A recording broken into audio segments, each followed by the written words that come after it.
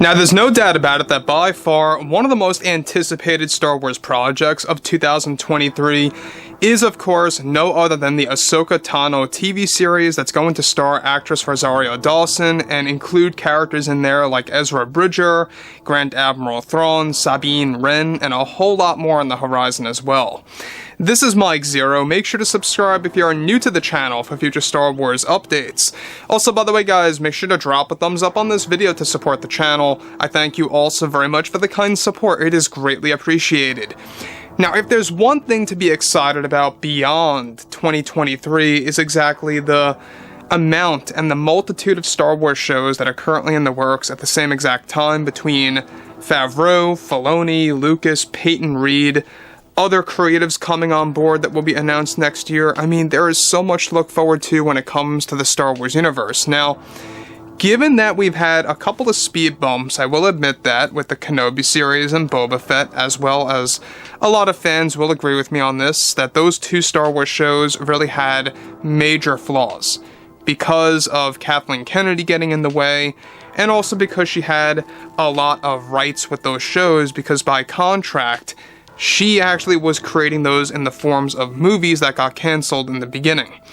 Now that brings us to the next big thing, alright? So 2023 and beyond is really going to be the golden age of Star Wars minus Skeleton Crew and the Acolyte. I still don't have much faith in those shows, but who am I to judge, right?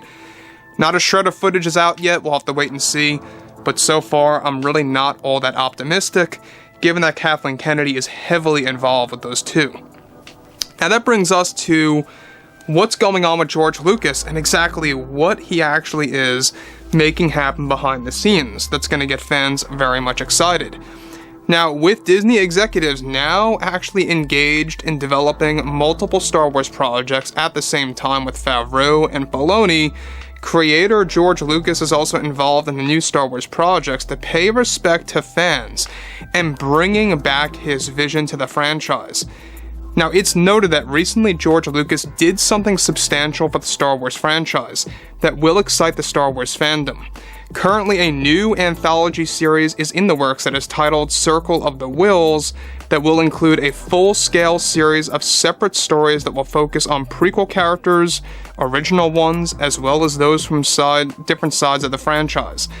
Now, one of the specific storyboards that Lucas is currently working on for the actual episode is set to involve a full episode that will feature a story involving Darth Plagueis and Palpatine's turn to the dark side, that will eventually showcase how Palpatine destroyed his master in his sleep in live-action form. Now, the series will also showcase Palpatine destroying his own family, just like in the James Luceno Plagueis book that explains all of this. However, and here's the kicker, Lucas is said to have already cast and chosen who will play Darth Plagueis for the upcoming anthology show. Now, it's described that Lucas has already had all eyes on actor Michael Shannon to portray the role of Darth Plagueis in the upcoming Star Wars projects. Now, let me just stop right here for a second. For those of you that don't know, a lot of you right now may be shaking your head, Michael Shannon, why Michael Shannon? Personally, you know, I'm kind of like so-so on that choice. I'm not really quite sure how it's going to work, but let's just look at the facts. It's going to be motion capture. You don't necessarily have to look like the character specifically, so I think that given that he can pull it off, given that he's got that type of sinister sounding voice, I mean, he did a great job, in my book, in my opinion, playing Zod in the Man of Steel film. I mean, I think that he was a pretty villainous character, very sinister, you know, very motivated. He has that type of energy that just feels like he could actually get the energy of Darth Plagueis in there. You know, very wise, very stoic in certain circumstances, and I think it could just absolutely work. Now, the thing about this too is that what Darth Plagueis is in the current canon is unknown. A lot of you may be wondering, what is Darth Plagueis' species in the current canon? In Legends, it was a moon, alright, but that is no more. At least, well, it's just currently a mystery. We're not quite sure yet. Hence why in the Secrets of the Sith book, you do see an illustration of him with a hood over his head, all shadowed out with glowing eyes, and that's all that you get. Now, moving to the next thing here, this is where things really begin to pick up, is that though Michael may not look like Plagueis exactly, Plagueis and his species is still unknown in the current detailed canon. In Legends, his species was a mun.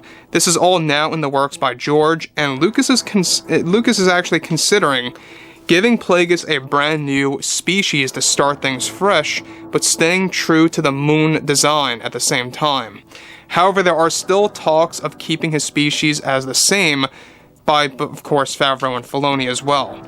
Shannon has already been approached to play the role in mocap, just as Andy Serkis did as Snoke in mocap for the sequels. So again, Andy Serkis didn't necessarily look like Snoke. You don't have to really look like a character to make the character, but you do have to have that energy. You do have to have that sinister, villainous vibe, and that energy that you put out. So Michael Shannon, I think he could pull it off. I mean, as far as the original species go, as a mun, if you look at Michael Shannon, I guess you could see maybe like the facial structure kind of mimics that if you elongated it, and he's got the nose structure as well of that species a little bit there.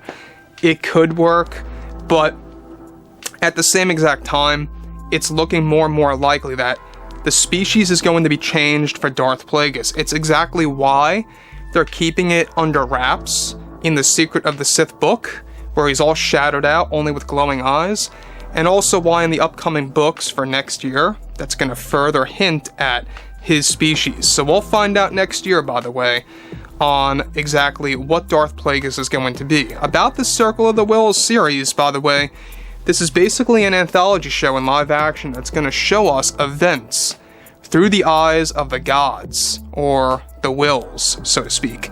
The whills are deities that created the galaxy. This is all done by George Lucas. It has been a thing since 1977, and it will be a very original show. Basically, what we're going to be seeing in each and every episode is going to be told by the whills, narrated by the whills, and what they actually look down upon throughout the galaxy across space and time. That's a very interesting layout of what they're about to do. Again, they're going to officially announce this in late 2023. Storyboards are being worked on right now. They want to get a script going by 2024. It's looking like this show won't be coming out until 25 at the earliest, unfortunately. But Darth Plagueis is a very substantial character in not just Legends, but also upcoming canon. There's a lot to be told, and you know what? I think that George Lucas is making the right call here with bringing in Darth Plagueis into the official canon. It's something that just fans deserve to see, and something that fans have wanted for so many years. Ever since he was mentioned in Revenge of the Sith back in 2005, you know, you have to actually eventually do that, and that's exactly what he's doing now. So I gotta give a lot of credit to Lucas and how Favreau and Filoni are, you know, debating on keeping that moon species in there and trying to convince Lucas to maybe keep things the same. Not that they're necessarily arguing or anything like that, it's just up for discussion. So, overall, I think that great things are on the horizon. Circle of the Whills sounds like it's going to be a great anthology show. But anyways, guys, you know, drop a comment below. Let me know what you guys have to say about all of this below in the comments, and if you guys did enjoy the content for today, make sure to drop a thumbs up on this video to support the channel. I thank you all so very much for the kind support, and I'll catch you guys next time.